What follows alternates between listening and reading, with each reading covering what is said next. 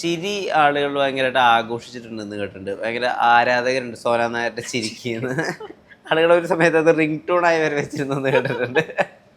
ചിരി എനിക്ക് ചിരിക്കാൻ ഭയങ്കര നമുക്ക് പെട്ടെന്നൊന്നും നമുക്ക് ചിരി വരില്ലല്ലോ. ആ കരയും പെട്ടെന്ന്. ചിരിപ്പിക്കാനും ഭയങ്കര പ്രയാസമാണ്. അപ്പം അതുകൊണ്ട് തന്നെ ഈ കോമഡി താരങ്ങളെ ഞാൻ ഇങ്ങനെ സാഷ്ടാംഗം നമസ്കരിക്കും. ഒരാളെ ചിരിപ്പിക്കാൻ ഭയങ്കര പ്രയാസം. ചിരി എനിക്ക് ഭയങ്കര ഇഷ്ടമാണ്. ഞാനിങ്ങനെ മതിമറന്ന് ചിരിക്കുന്ന കൂട്ടത്തിലാണ്. അത് പലരും പറയും ഈ കോളിംഗ് ബെല്ലിൻ്റെ എനിക്കത് ഇപ്പോൾ ചിരിച്ച് കാട്ടാൻ പറ്റില്ല. പക്ഷെ അങ്ങനെയാണ് കോളിംഗ് ബെല്ല് ആ ഒരു രീതിയിലാണ് ഇങ്ങനെ ചിരിയുടെ ആ ഒരു വൈബ്രേഷൻ അങ്ങനെ കുറച്ച് നേരം നിൽക്കും. ചെറിയ കാര്യത്തിന് ഞാൻ ഉറക്കെ ചിരിക്കുന്ന കൂട്ടത്തിലാണ്. ചിരി എനിക്ക് ഭയങ്കര ഇഷ്ടമാണ്. അപ്പോൾ കുറേ കൂടെ എല്ലാവരും നല്ലൊരു പോസിറ്റീവ് വൈബ്രൻറ്റിൽ നിൽക്കുന്ന ഒരു ഇതിലേക്ക് എൻ്റെ ചിരി മാറും. കാര്യം അറിയാതെ എൻ്റെ ചിരി കണ്ട് ചിരിച്ചവർ ഒരുപാട് പേരുണ്ട്.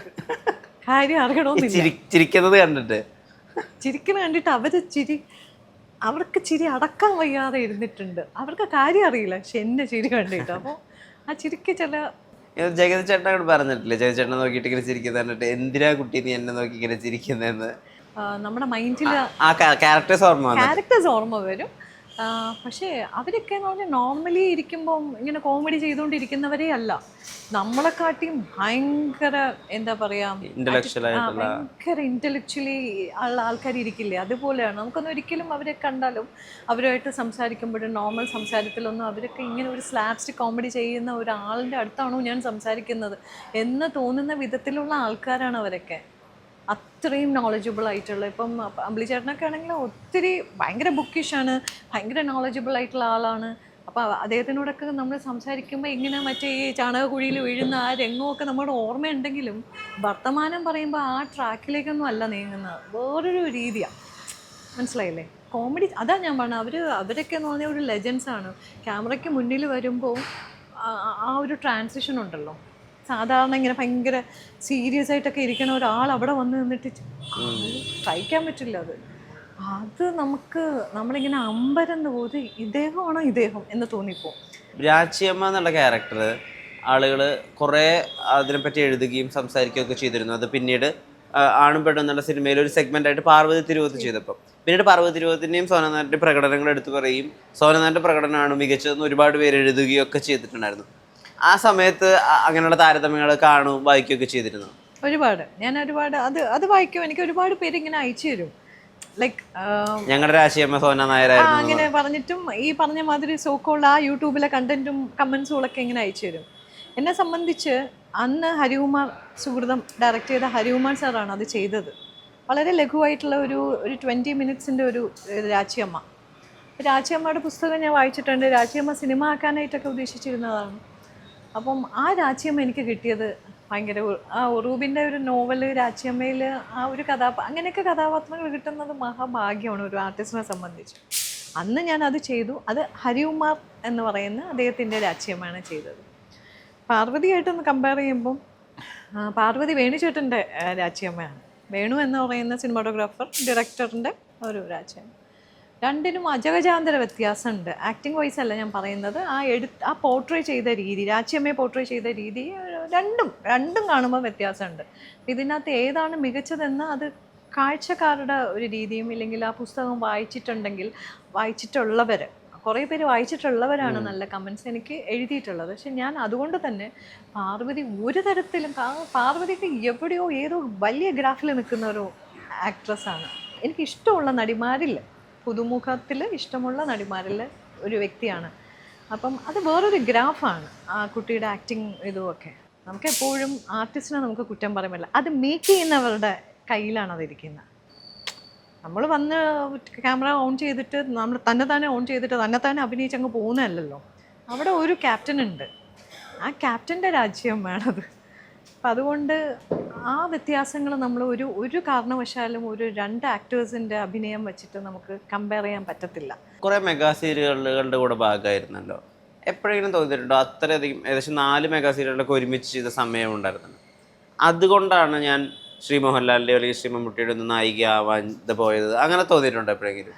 സീരിയൽ എക്സ്പോഷർ ഹെവി ആയിട്ടുണ്ടെങ്കിൽ പൊതുവേ സിനിമയിൽ വളരെ വരുന്നത് ഭയങ്കര ഇതായിരിക്കും.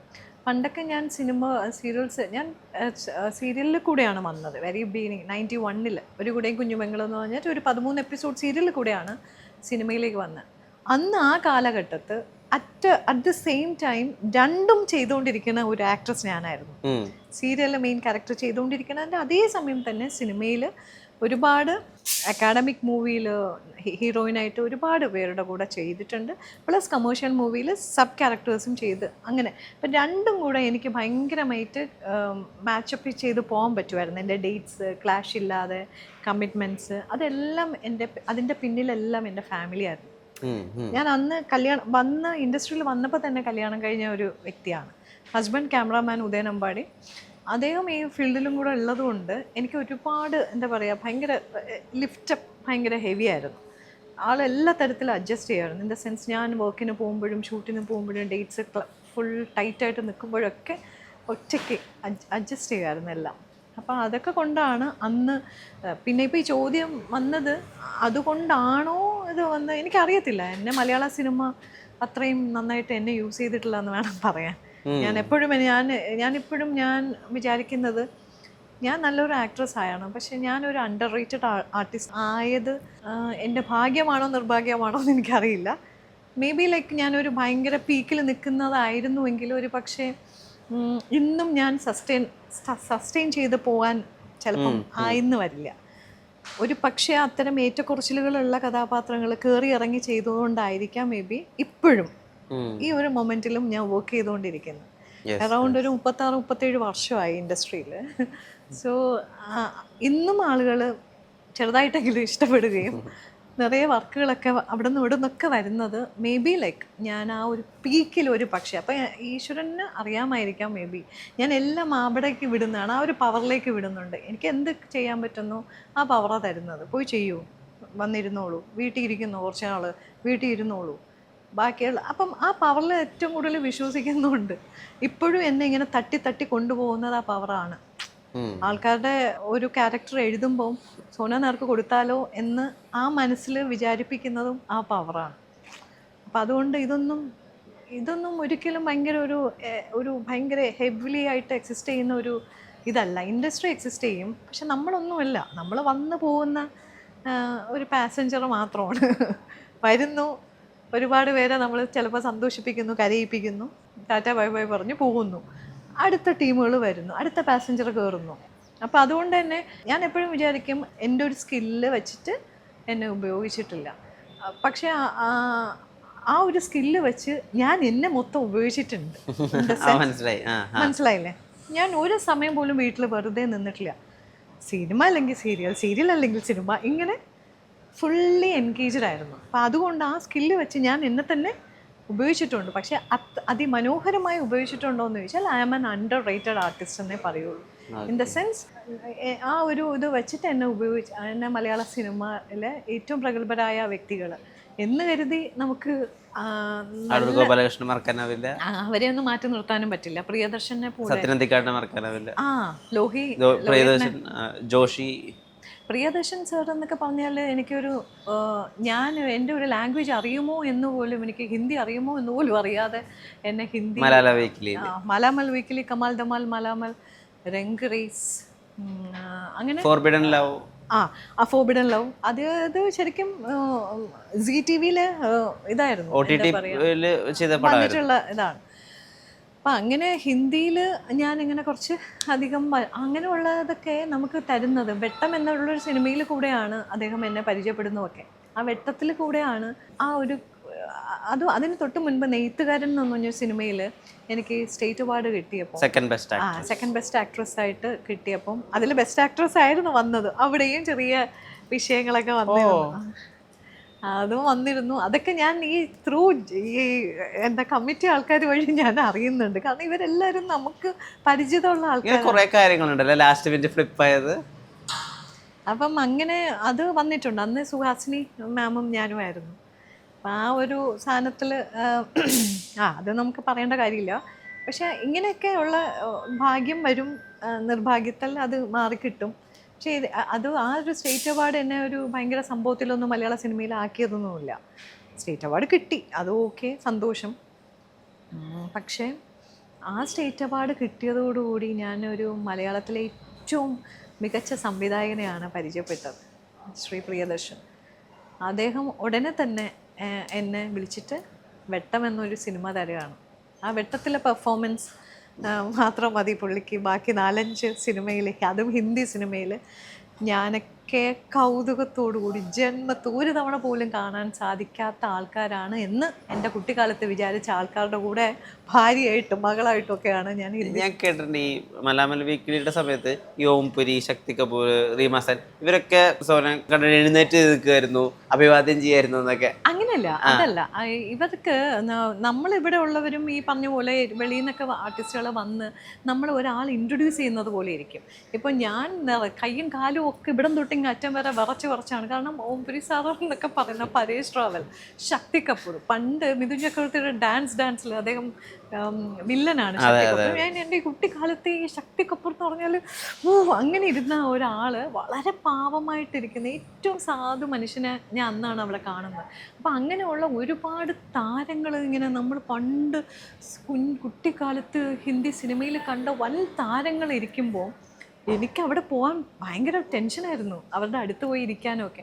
പക്ഷെ പ്രിയൻ ചേട്ടൻ എന്നെ വിളിച്ചിട്ട് അവരടുത്ത് പറഞ്ഞ ഒരു ഇൻട്രൊഡക്ടറി ഒരു ഇതുണ്ട്. എന്ന് വെച്ചാൽ വേറൊന്നുമല്ല, she's from Kerala, she's A very good actress, she won the state award last year എന്ന് പറഞ്ഞിട്ടാണ് ബെസ്റ്റ് ആക്ട്രസ് അവാർഡ് കിട്ടിയെന്ന് പറയുന്നത്. അപ്പോൾ നോർമലി ഒരാൾ നമ്മളെ ഇൻട്രൊഡ്യൂസ് ചെയ്യുന്നത് പോലെ ഇരിക്കും. അപ്പോൾ അവരെന്ത് ചെയ്യുന്ന അറിയാമോ, അവരെ ഓഫ് കോഴ്സ് അങ്ങനെ അവരെല്ലാവരും ഇരിക്കുമായിരുന്നു.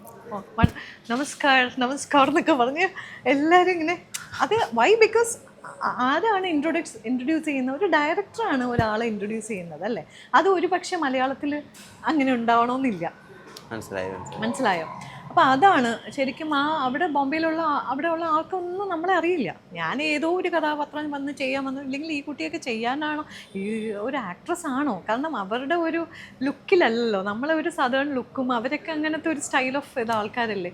അപ്പോൾ അവരിങ്ങനെ എന്താ വേണ്ട നോക്കുമ്പം ആണ് പ്രിയൻ ചേട്ടൻ പറഞ്ഞത്, ഇങ്ങ് വാ എല്ലാവരെയും പരിചയപ്പെടുത്തട്ടെ എന്ന് പറഞ്ഞിട്ട് എന്നെ വരുത്തിയിട്ടാണ് പറഞ്ഞത്. അപ്പോൾ എല്ലാവരും ഇങ്ങനെ വണക്കം, നമസ്കാരം എന്നൊക്കെ പറഞ്ഞു. എനിക്കറിയില്ല, എനിക്ക് നെഞ്ചിടിച്ചിട്ട് ഞാൻ കണ്ട കണ്ണൊക്കെ അങ്ങോട്ട് നിറഞ്ഞേ. കാരണം ആദ്യമായിട്ട് ഞാൻ അവരെ കാണുകയാണ്, ഓംപുരി സാറിനെയൊക്കെ. എനിക്കറിയാം എപ്പോഴും ശക്തി കപൂർ എഴുന്നേപ്പം മൊബൈൽ അടിയിൽ വച്ചേക്കായിരുന്നു. പുള്ളി അത് ഓർത്തില്ല. പുള്ളി എനിക്ക് നമസ്കാരം പറയാൻ എണീറ്റത് ഈ മൊബൈൽ അങ്ങ് താഴെ വീണ് അത് പൊട്ടിയില്ല, ജസ്റ്റ് ഒന്ന് ഓപ്പൺ ആവില്ലേ. അപ്പോഴാ ഹിന്ദിയിൽ എന്തോ തമാശ രീതിയിൽ പറഞ്ഞു പുള്ളി, അതെനിക്ക് മനസ്സിലായില്ല. അങ്ങനെ ഞാൻ പറഞ്ഞു അയ്യോ സാർ എന്നൊക്കെ പറഞ്ഞിട്ട് ഞാനിങ്ങനെ നൈ എന്നൊക്കെ പറഞ്ഞിട്ട്, അതൊക്കെ അവിടുത്തെ ആൾക്കാർക്ക് ആറ്റിറ്റ്യൂഡ് ഉണ്ടോ ഇല്ലേ എന്നുള്ള കാര്യമൊന്നും എനിക്കറിയത്തില്ല. പക്ഷേ ആ ഒരു മൊമെൻറ്റിൽ ഒരാൾ ഇൻട്രൊഡ്യൂസ് ചെയ്യപ്പെട്ടപ്പോൾ നോർമലി നമ്മളാണെങ്കിലും ഇവിടുത്തെ ഉള്ള ആൾക്കാരാണെങ്കിലും അങ്ങനെ ഒരാളെ ഇൻട്രൊഡ്യൂസ് ചെയ്യുമ്പോൾ നമ്മളായാലും ഹായ് ഹലോ നമസ്കാരം എന്നൊക്കെ പറയില്ലേ, അത്രേ ഉള്ളൂ. അല്ലാതെ അതും അവരിപ്പോൾ ഇനിയിപ്പോൾ അടുത്തതിന് ട്രോള് വരില്ല, സോന നായരെ കണ്ട് ഓംപുരി എണീറ്റ് നിന്ന് കൈപൊക്കി കാണും, അങ്ങനെയുള്ള സംഭവങ്ങളൊന്നും അല്ല. ഇത് ആളുകളിത് കേൾക്കണം, കാര്യങ്ങൾ എന്താണ് പറയുന്നതെന്ന് കേൾക്കണം. ചിലപ്പോൾ ഇതായിരിക്കും നിങ്ങൾ തമ്പ് കൊടുക്കുന്നത്, ഹിന്ദിക്കാർ മൊത്തം എണീറ്റ് സോന നായർക്ക് വണക്കം പറഞ്ഞു. മനസ്സിലായോ? ഇതാണ് സംഭവം. അപ്പോൾ അത് അങ്ങനെ നടന്നു. അത് ശരിയാ ചോദിച്ചത്.